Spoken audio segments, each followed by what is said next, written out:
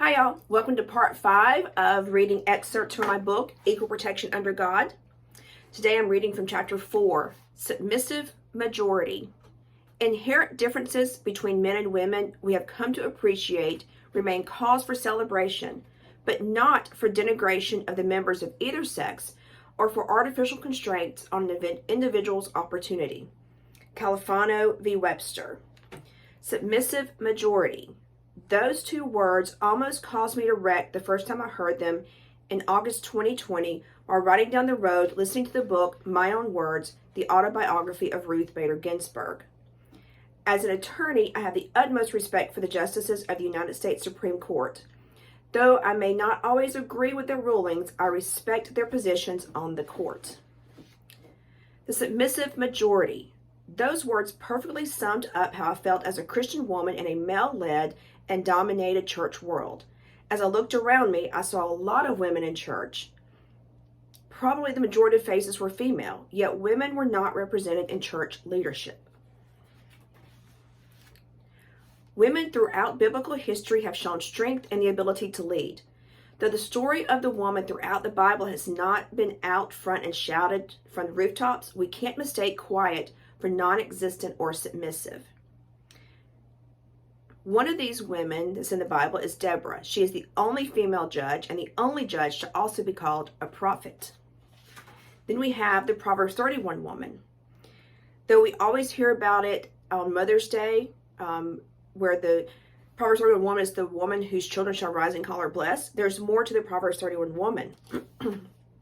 Those same verses that we hear about on Mother's Day every year in churches, it's the same set of verses that set forth women in the workplace, women providing for their families, making their own decisions about property, buying property using their own money, and women as physically strong.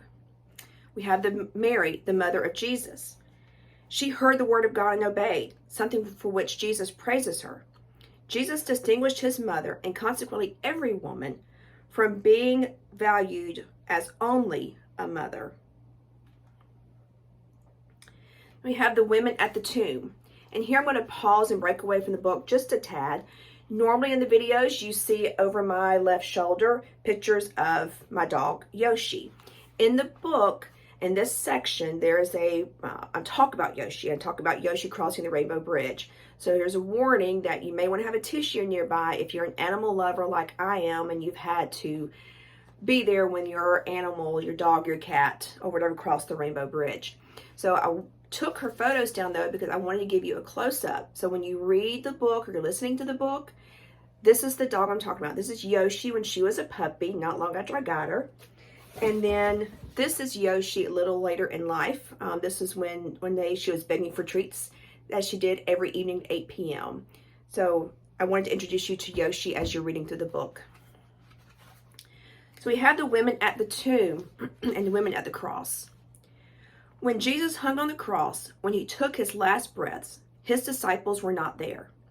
The men who had been with him day in and day out, the ones who professed their love for him, were not with him at the time he needed them most. John is the only disciple to be named as being present at Jesus' death.